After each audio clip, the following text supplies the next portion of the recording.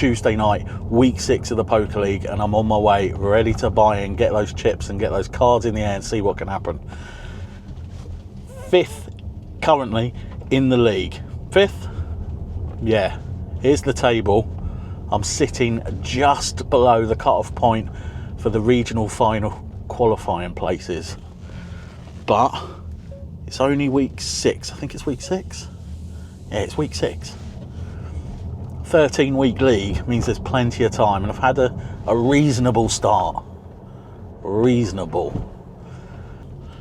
Not expecting a huge amount of people to be there tonight. Maybe 10, 11, something like that.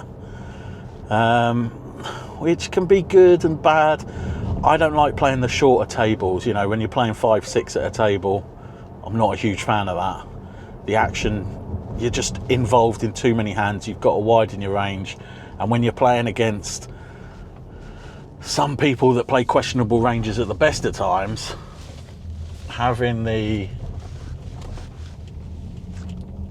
get involved and not being able to bide your time doesn't necessarily suit my game. But we'll see what happens. We'll see what... Hopefully, if there was 11, we get on the 6 instead of the 5. But you just can't tell, can you? You just got to go with the flow. Hopefully get a good table. Hopefully the players that we get are ones that you can kind of... You know, you just want to be able to understand the play sometimes, because sometimes it gets a little bit crazy, a little bit out of hand, and you just can't...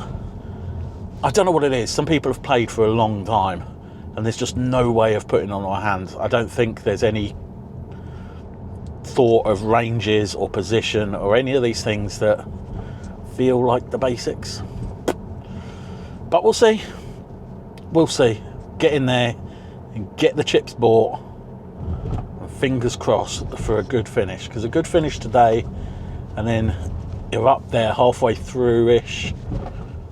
And that can only be good, right? I keep saying it. Let's just get in there and get it done. So the very first hand I want to talk about is one from early doors. We've got blinds at 100, 200, and I've got ace, queen offsuit in the cutoff. Now, under the gun player limps 200. Isaac next to act also limps, and then I, with my ace queen, I want to raise it. Now, stupidly, I only make it 500. It needs to be a bigger raise there, but that's something to come back to another day. This is a problem I seem to have too often, not raising properly pre-flop. But anyway, I make it 500. It folds back round to Andy, who's under the gun. He makes the call. Isaac makes the call too. Now, the flop comes out, and it's Jack 7-7 rainbow. Before I've even got time to think about what I'm going to do on this board, Andy donk bets 500 into 2 players. Now, why would you be doing that? No, he's under the gun. I was going to say in the big blind, he's got loads of 7s. Under the gun, shouldn't have many 7s in his range when he's just limped. If he's got a jack, wouldn't you want to check to the aggressor for maybe go for a check raise? Unless it's a bad jack. He's got a jack with a terrible kicker, but he shouldn't be in there under the gun with a jack bad kicker anyway. So I don't know what he's doing here. It confuses me. Donk bets are the bane of my life at the minute. Isaac folds. It's on to me. I don't know where I am. I don't know what to do. So I just make the call. We'll see a turn card and take it from there. Turn card comes out and it's another 7. Okay. So if he's got a 7, he's definitely checking now, surely, because he doesn't want to scare me off. If he's got a jack, he's probably checking too, because he wouldn't want to scare me off the full house, because I've not got many 7s in my opening range. But he leads again, this time for 2k. I don't get it. If you've got value, you're just going to lose a customer most of the time. And if you're bluffing, I don't get it. I don't get it. I don't understand. I've missed, so I'm out of there, because it's too pricey for me now. I just don't understand the lead. Does it mean he's got the nuts, or is he just at it? I've got no idea. I fold. He turns over Jack 9. So he's flop top pair, Jack 9 off. It's not a great hand to be playing from under the gun and then calling a raise and then leading on Jack 7-7. Is that the play? Should I be doing that? I don't know. It's got my head. It's in my head. It's confused me, frustrated me, because I'm facing these donk bets all the time and I always seem to make the wrong decisions. So straight away, I can feel the tilt building. Boy, does it build. It builds and builds. And next thing you know, I am making a very strange declaration at the table. I tell a couple of players that are listening that next hand, no matter what I get, I'm in the small blind, I'm going to see the flop and I'm going to lead it, because donking works for everybody else, so surely it will work for me too. And I say this out loud to the table, telling them exactly what I'm going to do. Probably not my smartest move. So the hands get dealt, and I get 3-2 offsuit.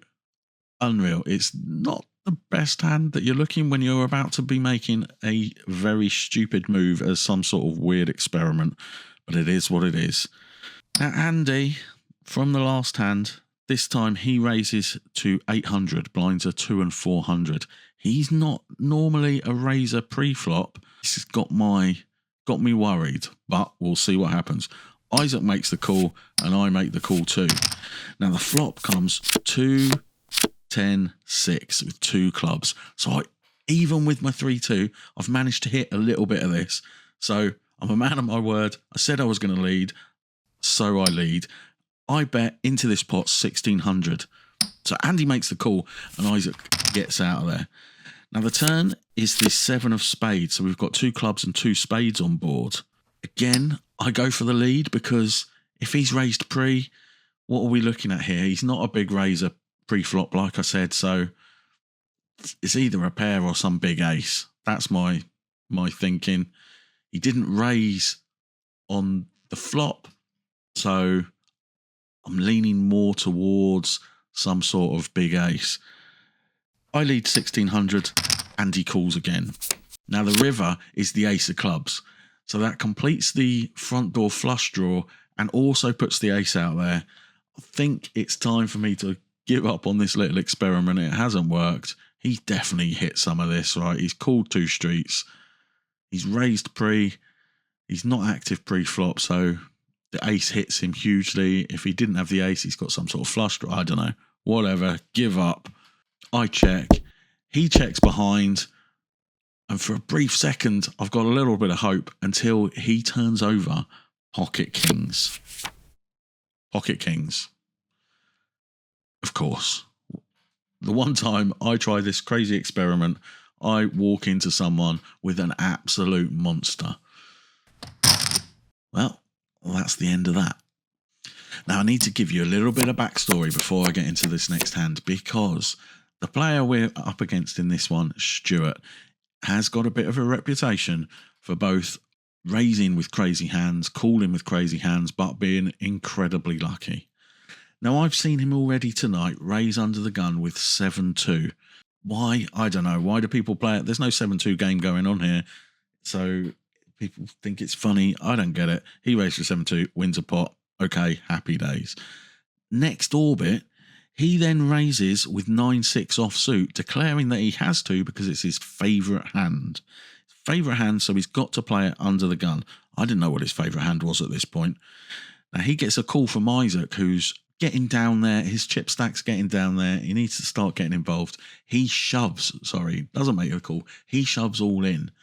Stuart, yeah, it's my favourite hand. Of course I'm calling. He turns over 9-6 offsuit. Isaac's got a raggy ace. Stuart hits 2 pairs on the turn. Game over.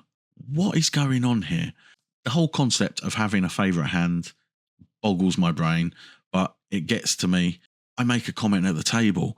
I turn to Stuart and say, why are you putting it? Why? What's going on here? I don't understand. It's a terrible hand. You're raising from early position with a terrible hand. You're just opening up the door for you to potentially getting in a whole lot of trouble against a better hand that's got position on you. Why would you take that risk? Oh, but it's my favourite hand. It's my favourite hand. Okay, fine.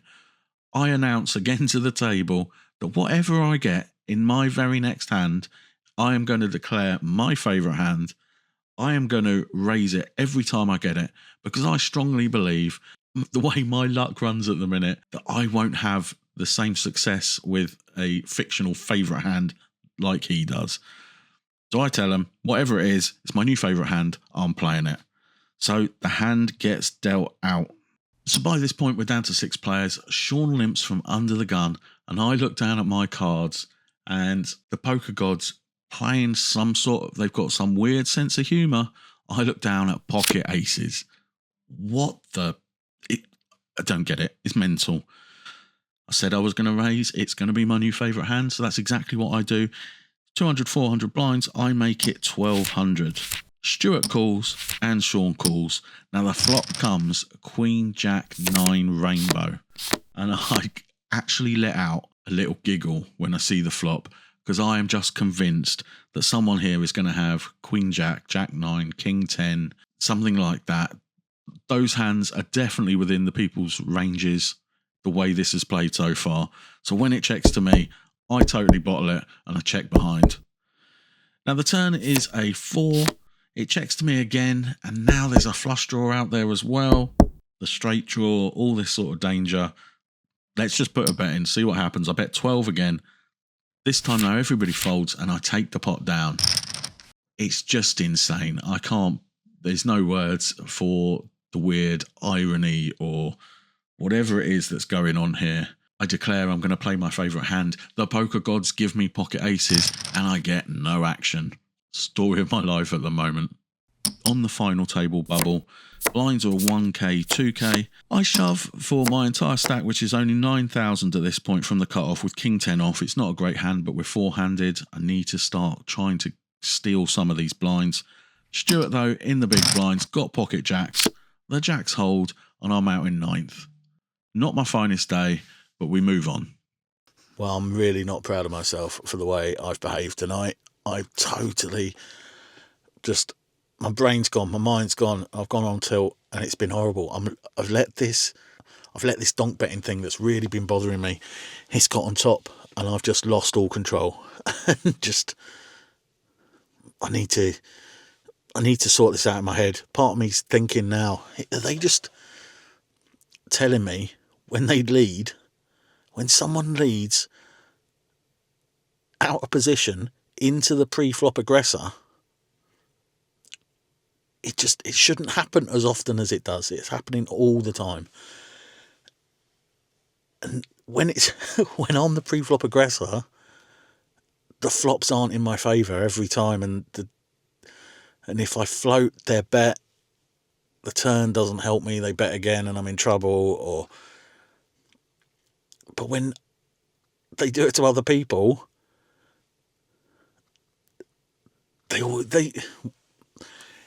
it's probably not true, but when they do it to other people, it feels like it doesn't work with their opponents, but it always works with me. Is that because I'm playing too scared? Or I don't know. I really need to get a handle on this, because it's costing me lots of chips, and maybe more importantly, it's just throwing my head off the game, and that's dangerous when you've got to be on point all the time. So not many hands to talk about. Not my finest hour. Just 10 points. And that has made the table. It's not gone in my favour. But I keep saying it, we're still early days. We're still early on in this one. So there's time to come back. Going to have some bad weeks. Maybe Wednesday is going to be my night. Maybe Wednesday is where I qualify this season. So let's get into that. Forget today, we move to tomorrow and hope for better things. Well, I've got to put last night behind me, so we're off again, ready for the Wednesday extravaganza. Now, currently sitting tied 4th in this one. It's very tight, there's not a lot in it. Week 6 game, obviously.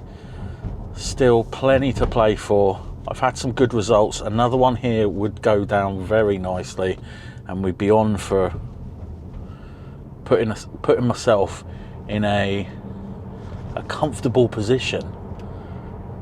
So I've got to get this donk stuff out of my head. It's gone. I'm not going to think about it at all tonight. It's not going to come up. He's not going to come up, and we're just going to have a smooth sailing, getting the cards, hitting the ones we want, folding the ones we don't, and it's going to be easy. We're just going to, the poker gods are going to be on my side after last night definitely not being.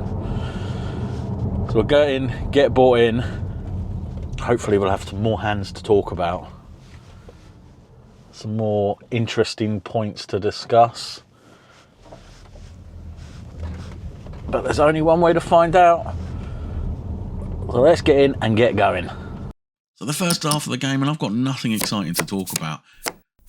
Win a few pots, lose a few pots, but basically we get to the final table and I've still got starting stack. Now in the very first hand of the final table, I'm in the hijack and I look down at pocket sixes. The blinds are 400, 800 and it folds to me, so I open to 2.6k. That folds to Stuart, and we all know that Stuart loves getting involved. It's first hand of the final table. I've seen him do crazy things in these positions before, and this time he doesn't disappoint. He shoves all in.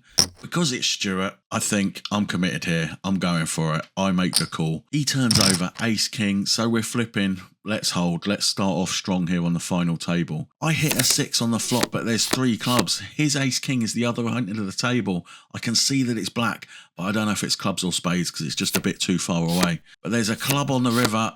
But he's got ace king of spades. My sixes hold somehow, which is unlike me when I'm up against Stuart, but I'll take it. I've got nearly 19,000 now. So it's a couple of levels until I get involved again. Now we're at 600, 1200, and I'm in the hijack. Fiona on my right, she limps, and I got ace king of hearts. So I decide to raise it up to 3,800. Folds back round to Fiona, and she makes the call. Pretty looking flop for me, king 10-2. But as you'd expected in these games, Fiona leads. She puts in 4k. I've got ace king. It's not much of a decision here. I want to keep her bluffs in. That's what I'm thinking. So I just make the call.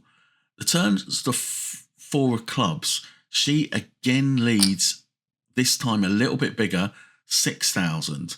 To be honest, that's a little bit unusual for her. I've seen her many a time. If she's going to bet, it's normally the same size on each street, which is a little bit of a strange idea, but that's normally how she plays. So when she does increase the bet slightly, it makes me a little bit nervous, but I'm way too good. I can't fold here. I've got 16,000 behind. I'm not calling. I shove all in. I decide to take my chances. Fiona looks like she's in pain. She doesn't like it. She goes into the tank. She's thinking she doesn't want to fold, but eventually she does put her cards in the muck. And I scrape the pot, and afterwards she tells me that she had a straight draw. Whether I believe that or not, I'm not sure, but I take the pot down. We're moving in the right direction. Blinds now have gone up to 8 and 1600, and we're down to 5-handed. I'm under the gun, and I've got king, queen of clubs. The 2 players in the blinds, Richard and Graham, they can be a little bit tricky. I didn't really know what to do here, so I just decided to limp. Now, Richard in the small blind calls and Graham checks his option. The flop is 7, 8, 9 with 2 clubs. Not a terrible flop. I'm pretty happy when I see that. I've got 2 overcards and the second nut flush draw. But as has been the theme, Richard leads out from the small blind and bets 4,800. Graham pretty quickly calls, and I don't know what to do. I don't like it. I'm up against 2 players. Yes, I've got a good flush draw. Yes, I've got 2 overcards. But surely what I'm thinking right now is one of them's got a made hand. So if I want to go against these 2 players, I'm going to have to outdraw them. I'm going to have to hit. At the moment, I've got to be behind. 5 players. I'm thinking about league points. So I don't like it, but I make the call. Fold. No, I don't make the call. That's the point. I make the fold. We go to the turn. It's a king of diamonds. Richard this time decides to check, and then Graham shoves all in. Richard folds his hand, and we never know what either of them had, but I make the mistake of telling Gibbo what I folded in the hand, and boy, do I get some grief for that one. And you know what? Yes, he could be right. He says I've got to call.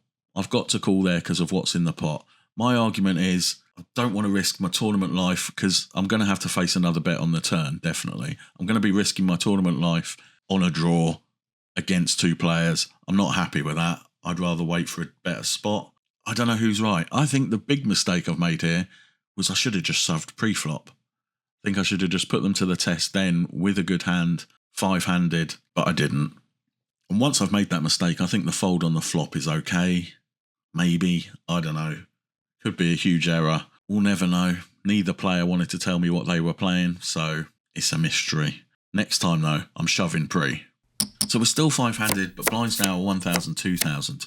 I'm in the cut-off, and I've got a cracker pocket queens, 5-handed, absolute monster. Graham limps are under the gun, and I decide to raise to 8,000. A shove just feels like I'm going to scare everyone off. 8,000, I could get some action. Jordan, in the small blind, he makes the call. Everyone else folds. A flop comes 4-10 king. Not happy seeing an over, but it could be worse. But then Jordan, I can't believe I'm saying it, Jordan donks into me and he goes all in for just under 14,000. He's got me covered. And I think when Jordan does that, he's not doing that with top pair. I don't think he's doing that with top pair. I think he's the kind of guy that's going to try and apply pressure with some equity. So it's going to be a draw or maybe a 10. I decide that I'm not having it. I make the call. He turns over, queen 10 off. So I'm at risk, but I am way in front here. Now there's an ace on the turn, and I look at I just know that the river's coming a jack, and I'm going to go from this dominant position, and we're going to end up splitting the pot. There's no jack on the river. Instead, it's the 10. Yeah, I didn't even see the 10. I didn't even think about him hitting 3 10s there. Didn't even cross my mind.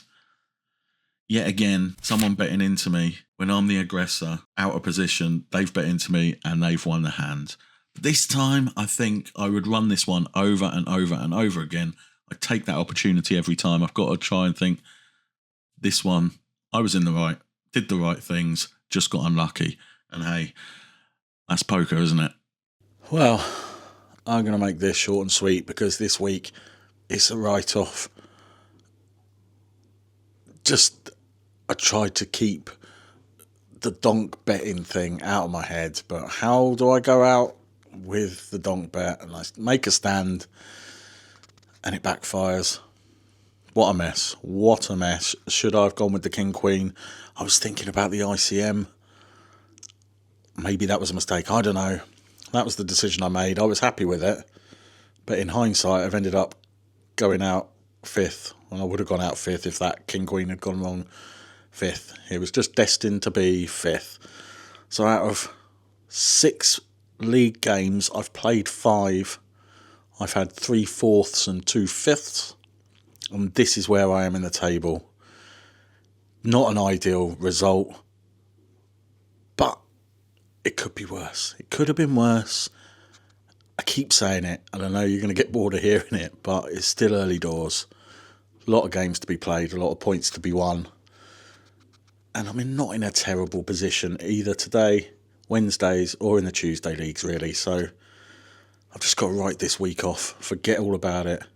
And next week, hopefully, get the result and enjoy the whole experience a lot more than today, than yesterday, because that wasn't fun.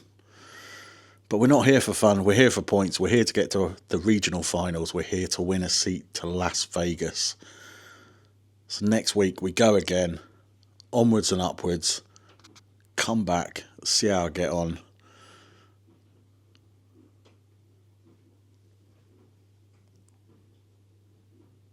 Can't be this bad again.